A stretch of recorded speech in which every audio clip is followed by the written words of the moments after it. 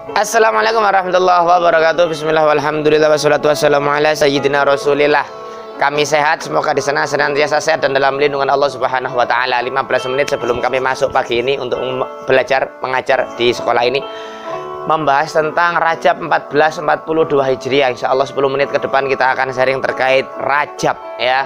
Sudah 1442 Hijriah, berarti ya sudah lama ya. Umur bumi ini udah lama, tinggal sedikit lagi ini sudah kiamat kira-kira. Tapi tenang, belum terjadi kiamat hingga Allah menurunkan Imam Mahdi gitu kan, yang akan berperang dengan juga Nabi Isa melawan Dajjal laknatullah alaih. Yang sebelumnya diawali dengan tegak berdirinya khilafah ala minhaj nubuwah yang kedua ya. Sekarang kita akan membahas terkait Rajab 1442 Hijriah. Ada peristiwa apa aja sih yang mafhum, yang sering kita dapatkan adalah bahwa Rajab itu dijalankannya Rasul Shallallahu Alaihi Wasallam dari Masjidil Haram menuju ke Masjidil Aqsa menuju Sidratil Muntaha itu dalam satu malam, dengan segala kemujizatannya, dengan segala kewahannya, keluar biasaannya, keistimewaannya, kedahsyatannya, dan itu termasuk salah satu dari mukjizat Rasul Shallallahu Alaihi Wasallam. Dan disyariatkannya sholat 5 waktu. Udah sholat subuh belum?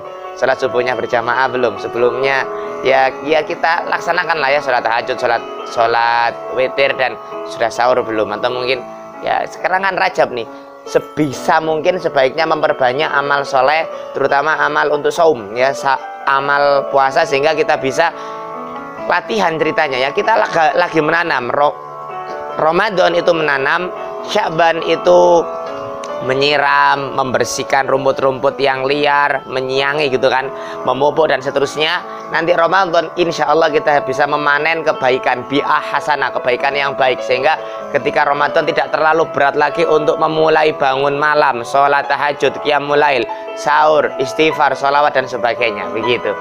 Kemudian yang nggak kalah penting yang kedua, untuk Rajab itu setidaknya umat Islam itu dilupakan, dilenakan, dan sengaja memang ini dihapus oleh orang-orang yang nggak senang dengan Islam, orang-orang kafir yang benci setengah mati dengan ditegakkannya syariat Allah di muka bumi. Yaitu apa?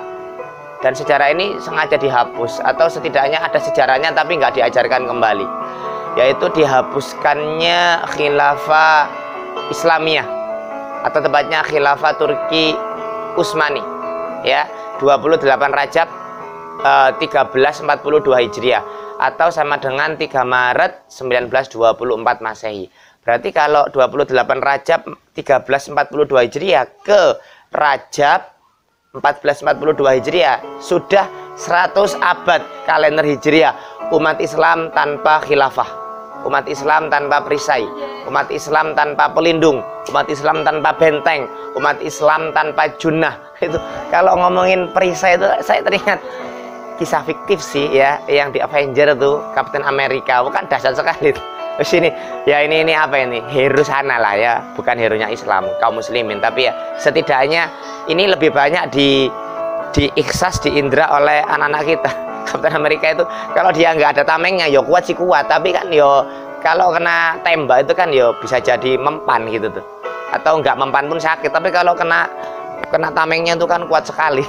Ya sama kaum muslimin itu, kaum muslimin sekarang itu bagaikan buih di lautan. Wake sih wake pak, banyak sih banyak, tapi ya terombang-ambing, suruh ke kiri, suruh ke kanan, suruh diem, nggak ada kekuatan, nggak ada apa itu ya, nggak ada marwah, tidak ada izzah, tidak ada ya kekuatan, al-quwah itu nggak ada ya. Lagi ini biar saya nggak ngalor nggelam, biar ngalor ngidul begini nih, bahwa Profesor Dr. Wahbah Al-Zuhaili dalam kitabnya Al-Fiqh Al-Islami wa Adillatuhu menyebut bahwa khilafah itu adalah imamah kubro, sama imamah, khilafah, kemudian imaratul mukminin itu sama, istilah yang sama ya kan. Kemudian menurut Imam Al-Mawardi, ini ulama yang ngomong, bukan saya. Kalau saya ini muhibbinnya ulama yang sedikit sekali, qalil ya minal ilmi, sedikit sekali dari ilmu yang saya punya, tapi saya cinta ulama, semoga digolongkan kepada zumrah al ulama, di golongan orang-orang yang ahli ilmu, orang-orang yang khauf, taat sama Allah, cinta sama Allah, takut sama Allah, dan senantiasa berjuang untuk tegaknya dinul Islam ya, sebagaimana ulama warasatul anbiya itu begitu. Menurut Imam Al-Mawardi, khilafah itu dibuat untuk menggantikan kenabian dalam menjaga agama dan mengurus dunia. Kan Islam itu kan ada toriko, ada fikroh, ya kan? Yang saya pahami, mohon maaf kalau saya salah. Fikroh itu adalah akidah wal mu'alajah. Fikroh itu adalah pondasi, kemudian ada penyelesaian aturan, penyelesaian permasalahan, mu'alajah. Masalah ini, masalah itu, kemiskinan, masalah ketimpangan ekonomi dan pendistribusian ekonomi dan sebagainya, kesehatan, banjir dan sebagainya. Itu mu'alajah. Kalau toriko itu adalah kaifa, bagaimana ini ya, menerapkan, mengimplementasikan mu'alajah tersebut sesuai dengan Islam tentunya. Itu toriko ya. Kemudian di bawahnya ada uslub dan sebagainya, itu cara-cara teknis ya, begitu kan. Bagaimana banjir ini disedot atau diapain ya, begitu kan. Tapi kalau toriko itu baku, bagaimana agar banjir ini tidak terjadi, maka ketakwaan individu dibangun. Kemudian setelah itu ada kontrol masyarakat, jangan ada buang sampah sembarangan, jangan ada yang menebang hutan sembarangan. Untuk membangun perumahan itu diberikan satu ekosistem alami, di situ macam-macam yang intinya adalah kita disuruh untuk memakmurkan bumi. Itu torikohnya. Uslubnya kan nanti ada teknis di bawahnya lah. Mohon maaf kalau saya keliru. Nah, itu khilafah itu ya. Nah, ketika khilafah itu dihapuskan sama siapa? Dihapuskan oleh orang-orang kafir ya, orang-orang kafir yang bersekutu dan disimbolkan oleh satu orang, yaitu Mustafa Kemal laknatullah alaihim, Ataturk. Begitu ya. Agen Inggris ya kalau nggak salah begitu. Dihancurkan ya itu tadi 28 Rajab 1342 Hijriah, sehingga dari situ udah inkilab, udah frontal, ceger. Dari sini nih putih menjadi langsung ceger. Nah gitu. Kenapa? Karena Islam dijauhkan, bahasa Arab dijauhkan, Al-Quran dijauhkan, kemudian institusi yang menaungi syariat Allah di muka bumi, yang menerapkan syariat Allah di muka bumi, yang melindungi setiap darah kaum muslimin dihapus, diabolish ya, dinasah, dihapus. Ibarat orang itu udah nggak punya perlindungan, udah nggak punya rumah, maka kalau hujan kehujanan, kalau panas kepanasan, kalau lapar ya cari makan. nggak maksudnya sudah nggak ada induknya lagi. Ibarat ayam, sebanyak apapun ayam, tapi kalau dia itu ayam kecil-kecil tuh, sekelas sak truk ayam tuh, ayam kecil-kecil sak truk, mbok lepaskan yo pasti lama-lama kan mati tuh. Entah itu kekelindes truk, entah itu dimakan biawak, dimakan buajul, dimakan buaya gitu kan, atau mungkin masuk jurang dan sebagainya. Tapi kalau walau itu ayamnya itu 5, 10, tapi di situ ada induk yang senantiasa mengerami, senantiasa ngeremi gitu kan.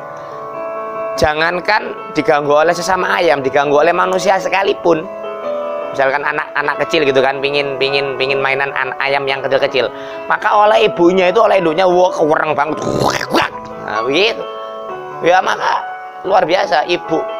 Induk ayam bagi anak ayam itu ibarat junna, perisai, tameng ya.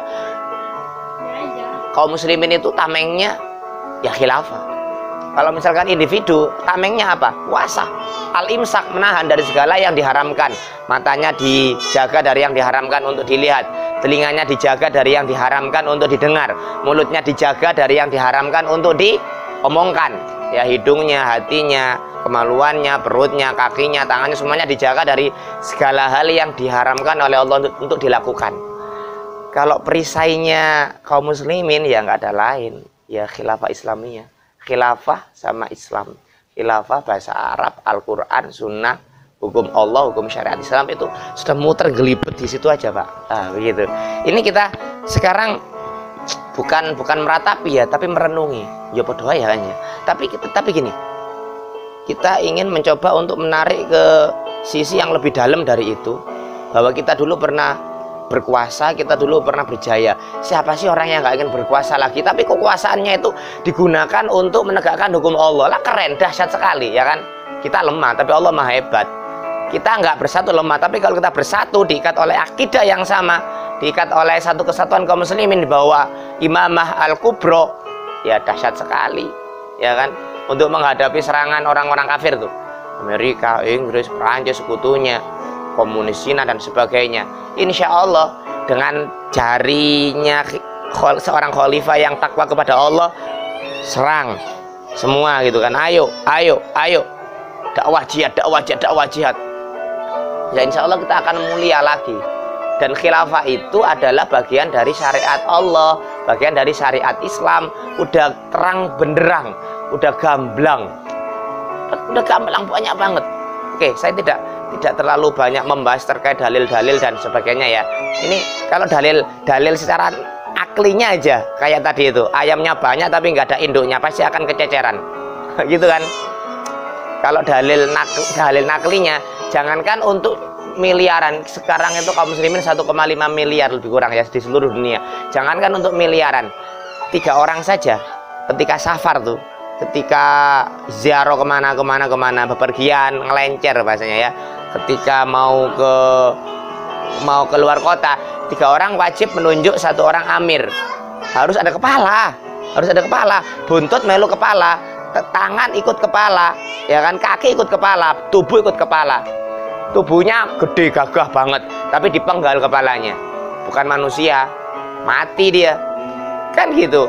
Tangannya buntung, kaki buntung, ya, kemudian dia bisu atau apa. Organ-organnya kurang sempurna, tapi kepalanya masih ada, otaknya masih ada, dia masih bisa bernafas, organ vitalnya masih ada, ya hidup gitu. Jadi selemah-lemahnya khilafah itu masih ada izzah kemuliaannya. Tapi sekarang sekuat-kuatnya kaum muslimin, apalagi faktanya kaum muslimin nggak kuat, dijajah di mana-mana.